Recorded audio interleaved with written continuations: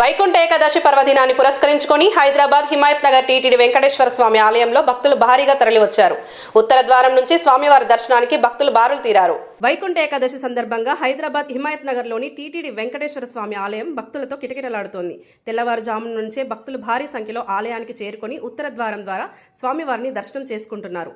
ఆలయ అధికారులు భక్తులకు ఎలాంటి ఇబ్బందులు కలగకుండా ప్రత్యేక క్యూ లైన్లు ఏర్పాటు చేసి సర్వదర్శనాన్ని సజావుగా నిర్వహిస్తున్నారు. భక్తులు స్వామివారి దర్శనంతో ఆధ్యాత్మిక ఆనందాన్ని పొందుతున్నారు.